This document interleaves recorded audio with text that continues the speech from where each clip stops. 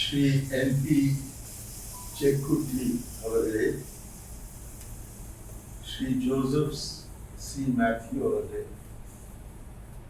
There are two other members of the podium who are still to come, but I'll mention them nevertheless. Shri M.K. Raghavan, Member of Parliament, and Shri K.M. Shaji, who will shortly be joining us. Ladies and gentlemen, brothers and sisters, and my dear friends, I am very, very honored, but also somewhat surprised at this invitation I have received from the Professor M.N. Vijayan Cultural Center to speak in his memory on the subject, the rediscovery of India. I am honored because it's really quite remarkable that you should have thought of somebody who lives thousands of kilometers away in New Delhi and have undertaken the expense and the trouble of calling me all the way from New Delhi to speak to you this evening. And I'm surprised because I did not know Professor M.N. Vijayan. In fact, it is only in connection with this lecture that I have learned something about him. And I feel very close to him. I feel very close to somebody I never met.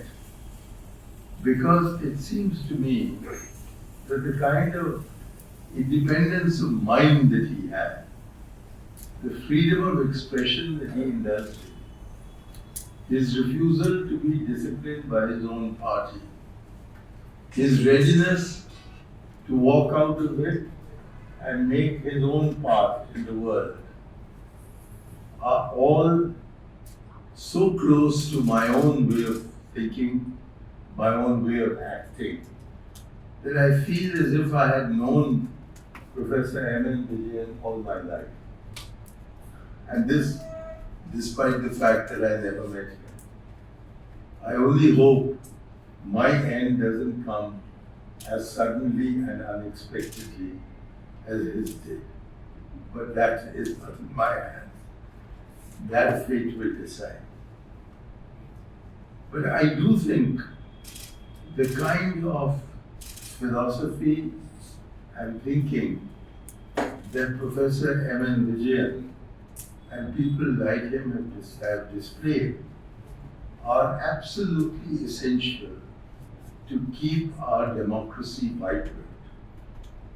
For the only way to run a democracy in practical terms is to entrust people to join political parties and for political parties to compete with each other.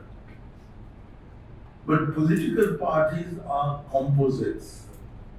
They are made up of several different people who might have differences of nuances in their points of view. I have certainly seen this in my own party, the Congress Party. The Congress Party in Tamil Nadu is called a Pair Iyakam. It is not called a Katchi. In other words, it is called a great movement. It is not called a party. And that is because until 1947 and our becoming an independent country, the Congress was the representative of the freedom movement. It was not a political party in a functioning democracy.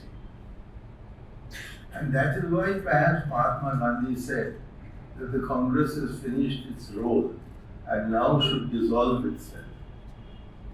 Nobody listened to him, and the Congress Party has continued to exist. But it has continued to have some of the characteristics which it had as a freedom movement. Now, what are these characteristics? Madan Mohan Malviya, who was a great companion, consort of Mahatma Gandhi, was at one and the same time the president of the Indian National Congress and the president of the Hindu Mahasabha. So also Lala Lajpat Rai was the president of the Hindu Mahasabha and the president of the Congress Party. Until the 1937 election, anybody could be a member at the same time of both the All India Muslim League and the All India Congress. Muhammad Ali Jinnah was the best example of that. He was a member of the Muslim League and a member of the Congress. And this was because before independence, the main requirement was independence. What we would do with independence, people had different views, and that is why the Congress Party, after independence, split into various political parties. And almost until I was a young man, anybody who was in politics had at some stage or the other been a member of the Congress Party or associated with the Congress Party. The big exceptions were two. The RSS on the one hand, which hated the Congress Party, and the Communist Party of India, which disagreed with the Congress Party. If you leave aside these two extremes, all the other political parties in India, the PSP, the Socialist Party, the Swatantra Party, these were all composed of members of the freedom movement that used to be called the Indian National Congress.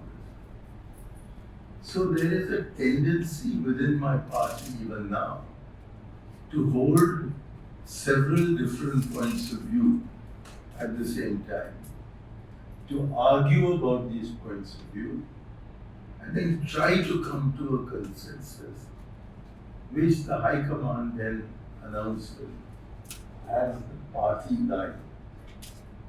Now, the party line is very much a communist expression. It was used by Stalin, it has been used by Mao Zedong, it's been used by the Communist Party all the time. And a free thinker like Professor M.N. Vijay was not going to be bound down by a consensual party line.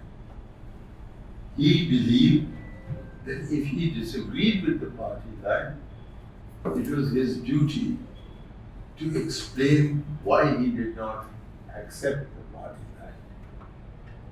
And in fact, if you look at the oldest democracy, I'm talking about the oldest modern democracy, the United Kingdom or the United States, then there are such severe differences of opinion within the party, in America for example, that 6 or 7 people run to become the candidate for the party. And while they are running to become the candidate, they attack each other, they attack each other's policies, they say what is wrong with the man, and it is only after it becomes clear that Mr. Trump has a majority of the Republican votes, or Mr. Biden has a majority of the Democratic votes, that the parties come together to vote for them. But until then, the way in which Biden was criticized by Hillary Clinton, for example, or by a man who only emerges at the time of the elections, that wonderful leftist in America, Bernard something, I forgot his name. In the United Kingdom, you can continue as a member of parliament even by what is called resigning the whip. That is, you don't accept the point of view of your party, you resign the whip, you express your point of view, and then you vote against your own party. If your party is in government, you vote against it. If your party is in the opposition, you are free to vote against that opposition line. And then every year there is a party conference in which different points of view are expressed. And then there is a vote taken of the members. And that is how the Congress party used to function. That within the party, you had different points of view. For example, Subhash Chandra Bose and Jawaharlal Nehru used to be on the same side. But when Subhash Bose wanted to run again for the president of the Congress, and Mahatma Gandhi asked him not to do so, then a split of opinion took place between Nehru and Subhash Bose.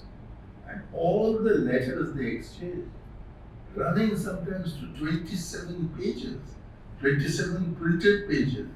So by hand it must have been about 50 pages. They were arguing with each other in writing about their respective points of view. And that is why when the Congress became a political party in an independent country, there were so many different points of view between Jawaharlal Nehru and Vallabhbhai Patel, between Nehru supporters and Patel supporters. And these are now being portrayed as examples of Nehru having crushed opinion against him. Throughout his life, he allowed expression against him. And he permitted these people to go away and form their own parties or to form factions inside the party. With the result that perhaps the major scandal of my college days was the Mundra scandal. And who was the one who brought the Mundra scandal before the country? It was Jawaharlal Nehru's own son-in-law, Firoz Gandhi, who did it.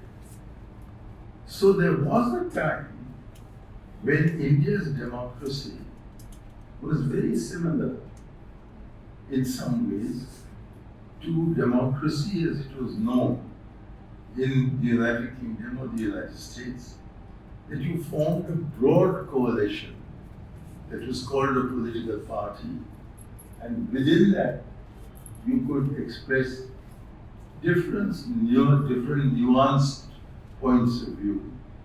And if it was possible to form a consensus, you formed a consensus, and that became the opinion of the party. But even on such an important issue as China, there were strong differences of opinion between Jawaharlal Nehru on the one hand and his party colleagues on the other. Which is why when Zhou and I visited India in April 1960, with what I still regard as a very sensible proposal, that they will recognize the McMahon line in the northeast in exchange for India recognizing where the Chinese are physically, that will become part of China, and where the Indians are physically, that will become part of India.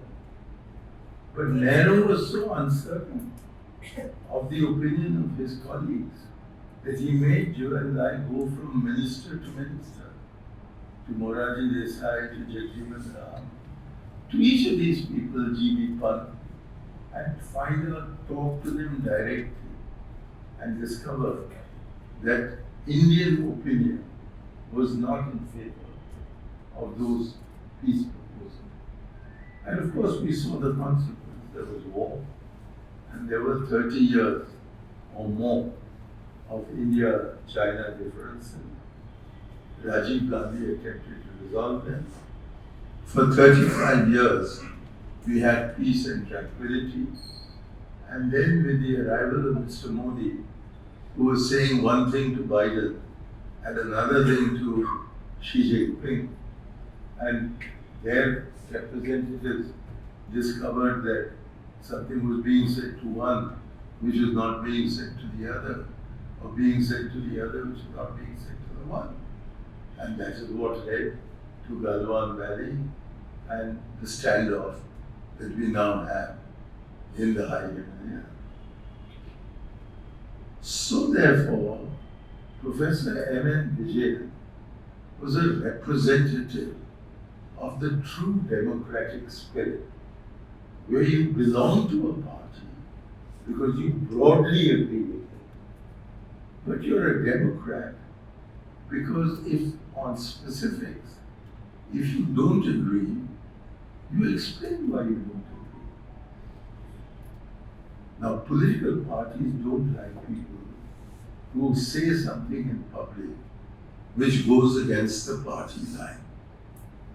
And that is why Professor Vijay had to face a great deal of opposition, criticism, even enmity from the party to which he belonged, which was the Communist Party of India Marxists. And particularly after it seemed to him that the Dr. Manmohan Singh line on the liberalization, privatization, and globalization of the economy was not acceptable to him as a communist, but it seemed to be acceptable to the Communist Party generally. He resigned and came out.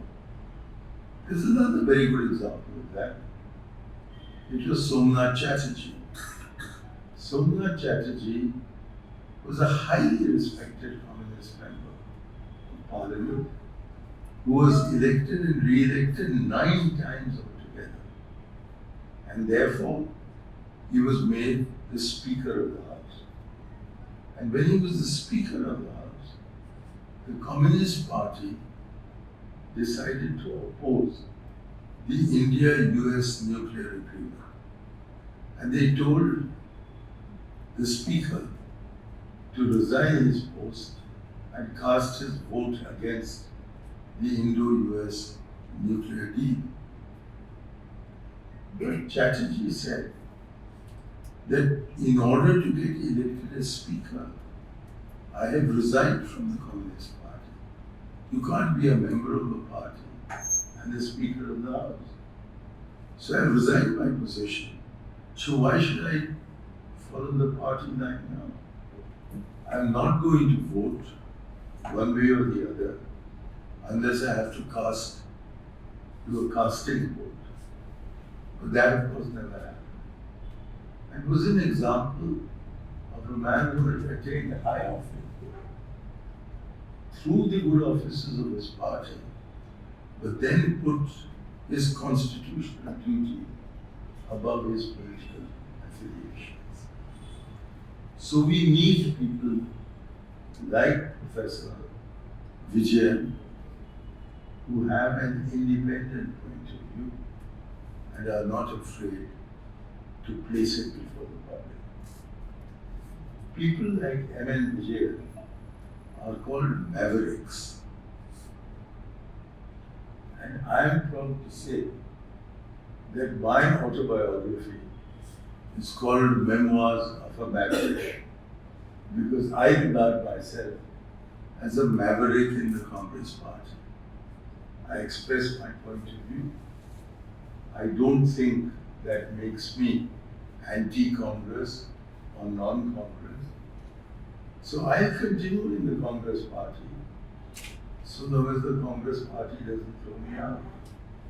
Now the Congress Party may throw me out, but I'm not going to throw the Congress out of my heart because I believe in the principles of the Congress. And I think in a similar way, Professor Vijay was dedicated to these leftist principles of the communist movement. And he was not willing to sacrifice those principles for the sake of expedience, which is why he behaved in the somewhat eccentric manner in which he did. So I hope that some of you will go out and buy my book as well. It's been, the book distributor in Calicut is DC Books, which I understand is a well-known firm. And so it should be available. And you can check to see in what ways I am like Professor Vijaya. And that is the only justification that I can find for having been invited to deliver this lecture. With that long introduction, I come to the subject. In 1923, V.D. Savarkar wrote a book called The Essentials of Hindutva. Hindutva was not a word that anybody had heard before. It was just invented by Savarkar. Savarkar himself more than once said he was an atheist, that he was not a Hindu by religion, but he believed that India belonged to the Hindus, and therefore his philosophy of Hindutva, which said that India belongs exclusively to the Hindus, and that those who do not follow the Hindu religion should either leave the country or accept being treated as second-class citizens. Now we see exactly the same thing actually happening in practice in Israel, where they say Israel is a Jewish country. And even though there are 2 million Palestinians living in Israel, they say you are a second-class citizen. You can live here, but without all the rights that we as Jews have. And while any Jew anywhere in the world has what is called the right of return, that he can return to Israel, no Palestinian who has left the country or been forced out of the country will be allowed to come back to Palestinian land. And this horrible thing that is happening in Gaza is the direct result of that kind of policy of distinguishing between citizens as first-class citizens and second-class citizens. Yet, as is clear from the Citizenship Amendment Act, CAA, that was passed by the Modi government a few years ago, it is their intention to create more than one category of Indian citizens. Our constitution says that all of us who live in India and have Indian citizenship have equal rights, irrespective of what our religion may be. And that has enabled us to live together.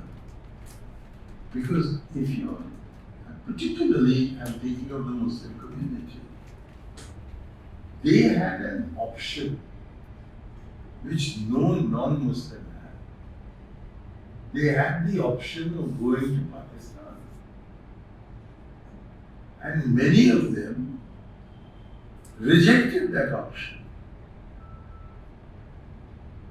You and I, as non-Muslims, never had the option. So the fact that we remained Indian has no particular significance. But that they had the option of becoming Pakistani and decided to remain Indian has surely proved that the most patriotic Indians are those Indians who had the option of leaving and decided to stay. So what further question do you want to ask them? And yet, those who believe in Savarkar's philosophy, which was elaborated over 100 years until Mr. Modi became the Prime Minister and is now being implemented by him, is designed to create two kinds of Indians. The Indians who are genuine, who necessarily have to be Hindus, and those who are non-genuine, who are broadly those who are not Hindus, but particularly those who follow the Muslim religion. And that is because he argues further that we did not suffer 200 years of slavery under the British. We've suffered 1200 years of slavery. So where did the additional 1000 come from? According to Mr. Modi, that was the Muslim period in India. Now, if you reject 1000 years of India's civilization, you reject such simple things as the clothing that Mr. Cherukoti is wearing. Because Indians did not know tailoring until the Muslims came. We were all dressed in veshtis. What do you call these? Mundus, which don't require any tailoring. Shirts, kurtas. These were all created by the Muslims, which is why a huge majority of tailors in India belong to the Muslim religion. It was they who brought tailoring in.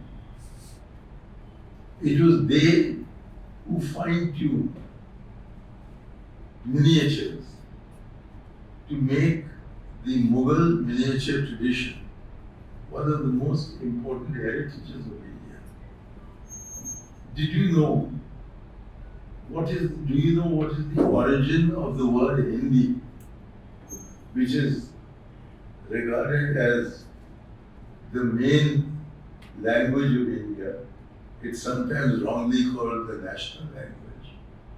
And it is certainly Mr. Modi who keeps on bragging about Hindi because his English is very poor. So he boasts about Hindi. But Hindi was invented by a Muslim, Amir Khusro, in the Nizamuddin Auliya, where the local language, which was called Brajbhashi, was combined with Turkish, Arabic, Persian. It came from outside.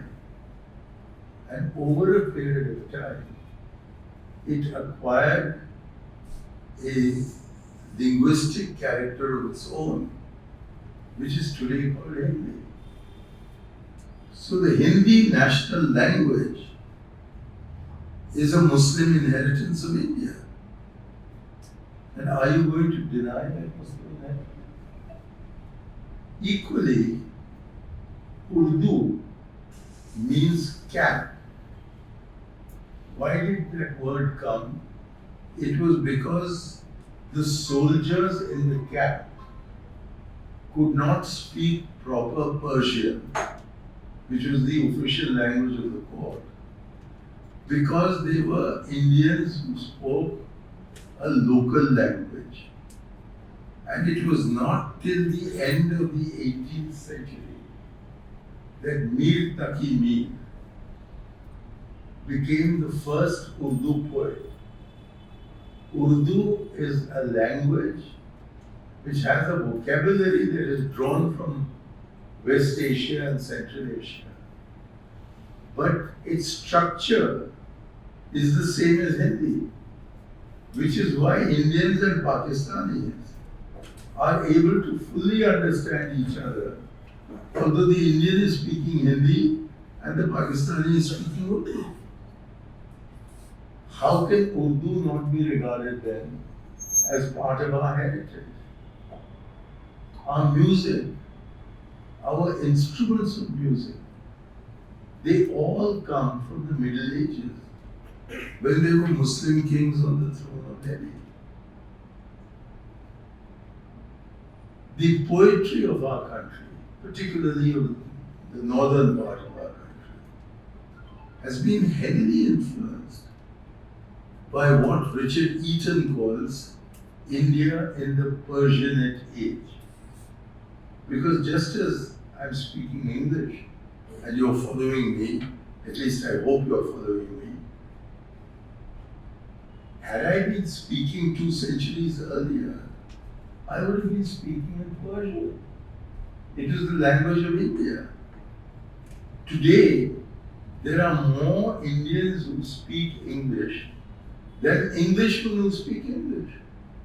We made it our language. And Jawaharlal Nehru, spotting this history of India, he said that the military history of India is of conquest. But the cultural history of India is of looking at what has come from outside, choosing what you like of it, integrating it into the tradition that already existed, and thereby evolving this culture into what we today call Indian culture.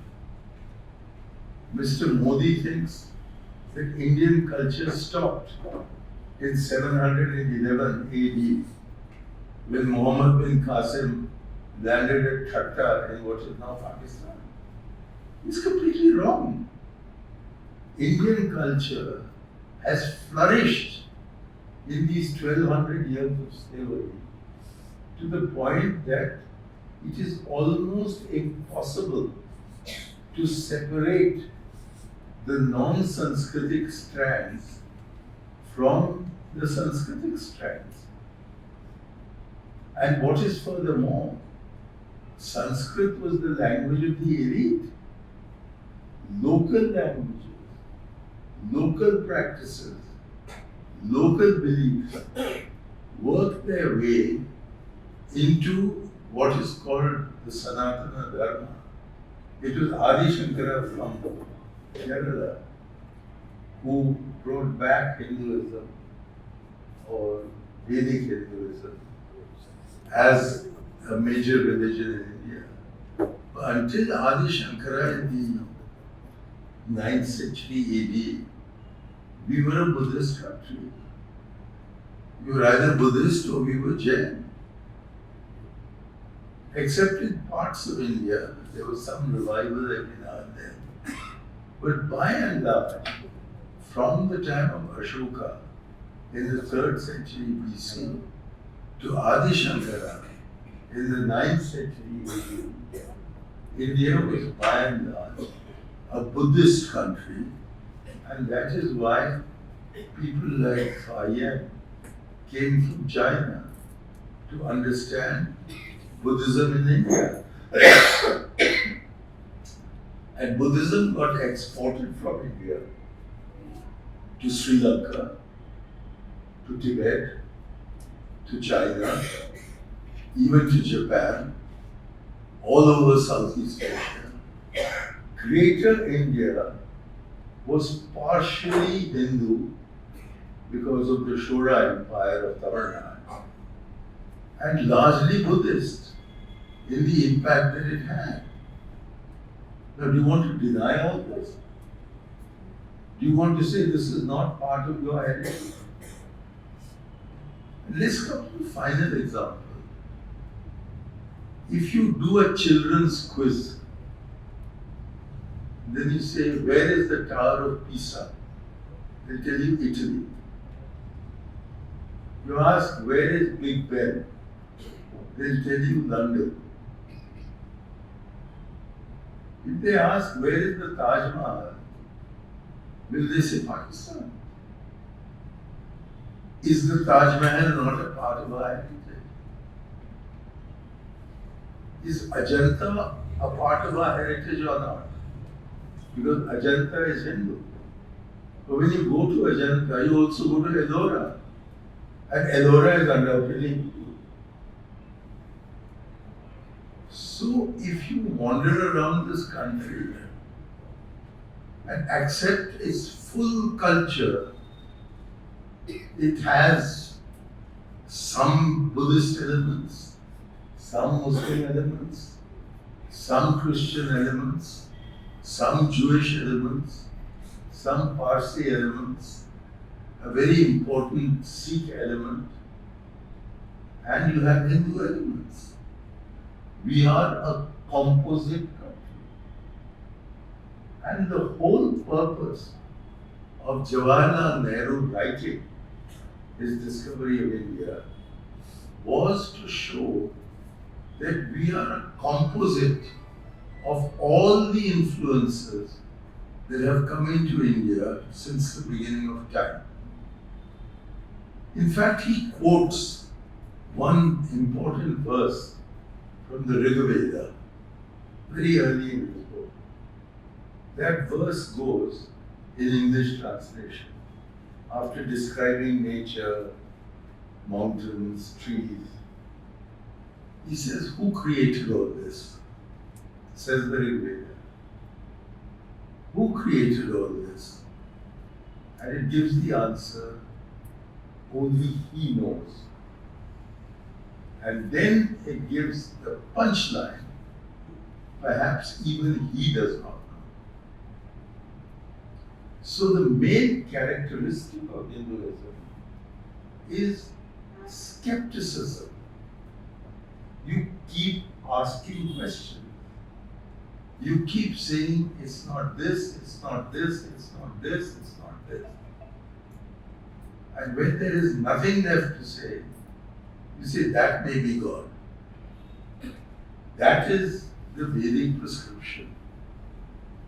Unlike the Semitic religions, which are revealed religions, and therefore have a book, they have a kind of church, they have a priesthood. In Hinduism, the priesthood came centuries after, millennia after the religion was first prescribed. That is Brahmanism. But Brahmanism belongs to the Manusmriti, which is in our current era. It doesn't belong before Christ. There were skeptics who even left the religion, like Gautam Buddha and Mahavir Jain. Hinduism is probably the only religion in the world which accepts atheists. The Charvaka philosophers denied the existence of God. The only religion which regards those who say God does not exist as being part of their religion are the Hindus. So how can you claim that Hinduism is just one set of ideas and that if the Muslims had not come, we would have done it? So Nehru's purpose is a very funny title, the discovery of India. He fights for the independence of India from the age of about 25 till he's 57 years old or 55 years old. And he doesn't know the country for which he's fighting. Did he only discover which was the India he was fighting for in 1945 when he published his book? No. What he meant was that the discovery of India is not a physical thing, like Vasco da Gama arriving on the coast of Kerala just near here and calling it the discovery of India. The discovery of India was the discovery of the nature and character of our country. He says very early in his book, chapter 3, that when he's campaigning for the 1937 election, wherever he goes, people start shouting, Bharat Mata ki Jai. And he says in his election speeches, these are not philosophical lectures. In his election speeches, he's welcomed with shouts of Bharat Mata ki Jai. And he gets up on the platform and he says, who is this Bharat Mata to whom you are proclaiming victory? What is Bharat Mata? Is it this mountain? Is it these trees? Is it these leaves? Is it this soil? What is Bharat Mata? And the audience starts wondering, what does he mean? And then he gives his answer. He says, you are Bharat Mata. The people of India are Bharat Mata. And when you say Bharat Mata ki Jai, you are wishing victory to the people of India. Chapter 3 of the discovery of India. And having decided that it is the people of India who constitute whatever is called Bharat, he then discovers what is Bharat. And he finds that it is the composite, it is the synthesis of everything that has come from outside. And Mahatma Gandhi said, just before we became free, and these are words written in letters of gold in the All India radio station in Delhi. So if you visit Delhi, go to Broadcasting House. Now everybody goes to the TV station. Go to the radio station and you'll find it's written there. Mahatma Gandhi said, I do not want the windows of my house to be stuffed and my doors closed. I want the winds of all the world to blow into my house. And then he adds, but I refuse to be blown off my feet by any of them. So what you do is, what comes from outside, you accept whatever is good and make it Indian. So India at the end of the day is not where you began, but where you ended. Modi thinks India is where we began. Nehru thinks India is where we ended. We've even got Modi as part of India. I'm very upset about that. But he is a part of India. He is a part of us. Savarkar's thought is also a part of us. And so are Nehru's arguments and Gandhi's arguments against Modi, against Savarkar, against Golwalkar, against Hedgewar. So we are an argumentative people. That was the term used by Amartya Sen, the argumentative Indian. The genuine Indian was not one who said, repeat it. He was the one who said, what do you mean? He was the one who challenged authority. He was the one who said, convince me before you ask me to be your follower. You can't just tell me that Allah has said this, or God has said this, or that Jehovah has said this, that these are the 10 commandments, just follow them. The Hindu was the one who said, why should I follow them? What is the justification for it? That is what makes him the argumentative Indian. Now, what did Savarkar attempt to do? He attempted to Semiticize the Hindu religion. He attempted to say that I will tell you what is the Hindu religion and you better not challenge me. And if you challenge me, even if you're Mahatma Gandhi, I'd shoot you dead. And that's what they did.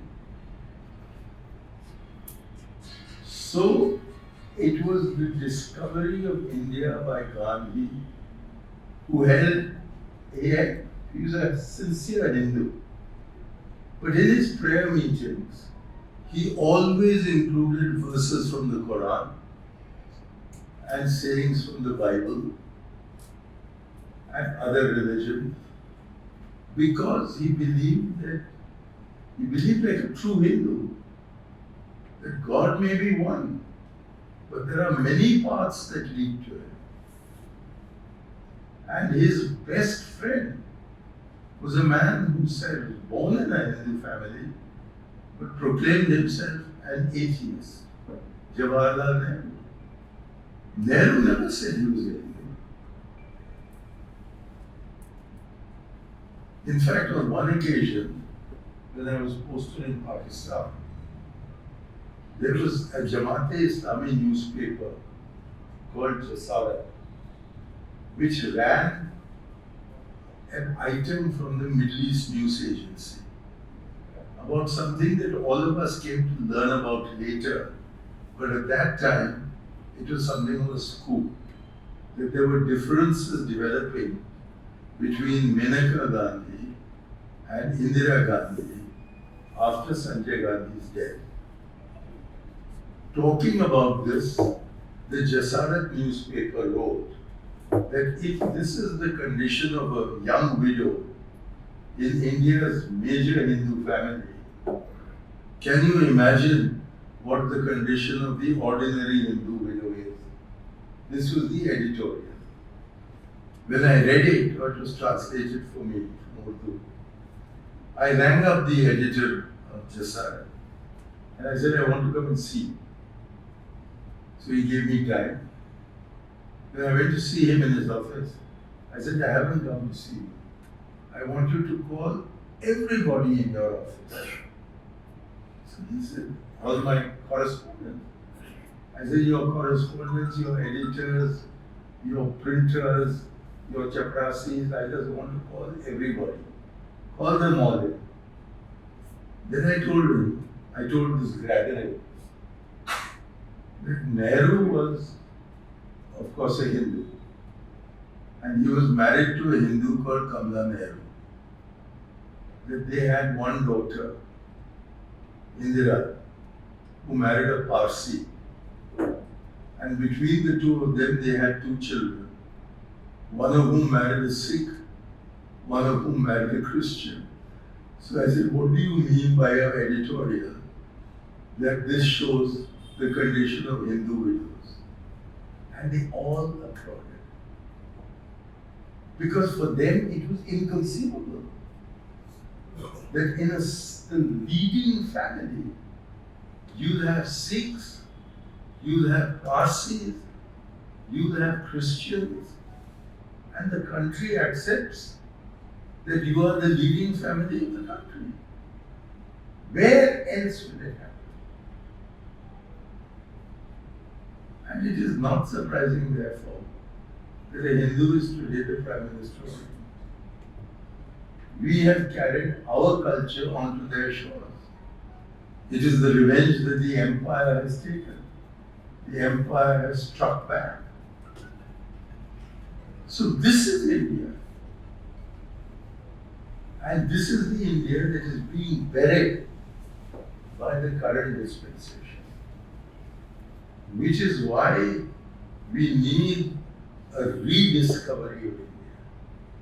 And the rediscovery of India must begin by your reading, first and foremost, the discovery of India once again. There is not a library in India that does not have Nehru's discovery of India. And many bookshops are carrying reprints of that book. So I would urge all 150 of you who have gathered this evening to meet me to please pick up a copy of the Discovery of India. Pick up anything that Gandhiji has written. Pick up anything that Swami Vivekananda has written. And you will discover India.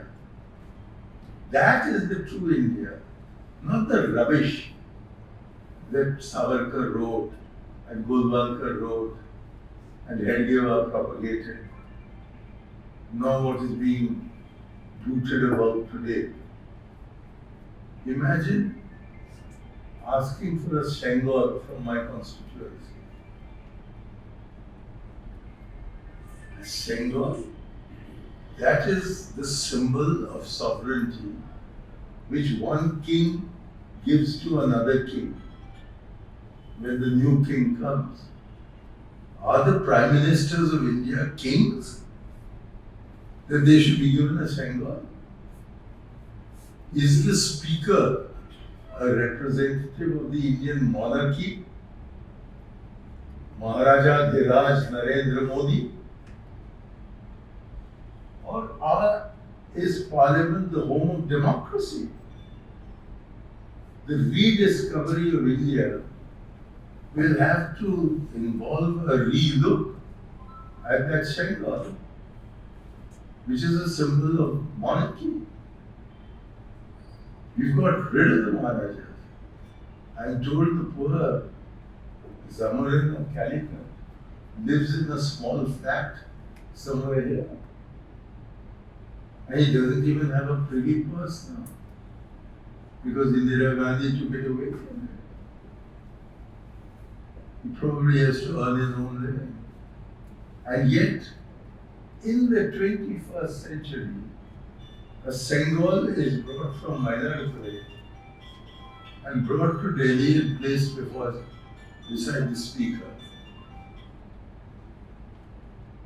This is the kind of hypocrisy that we have to fight against. This is the kind of distortion that we have to fight against. This is what is meant by the rediscovery of India. I don't think Mr. Shekutti is asking you to sail from Portugal to Calicut to rediscover India. He is talking about Nehru's discovery of India and the need, owing to the distortion over the last 9 years, to rediscover that India. For only if we rediscover that India can we remain a united people. It is shocking the kind of demonization that is being done of the Muslim community.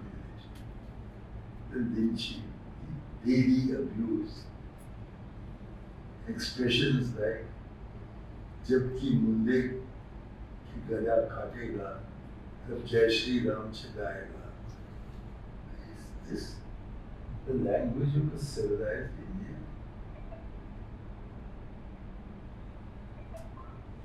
So thank you very much, Mr. Chairman. You've given me the opportunity to explain why I think the rediscovery of India is important. I'm absolutely sure that if Professor Vijayan had been among us, he would have been applauding my remarks. Thank you for giving me this opportunity. Cheers.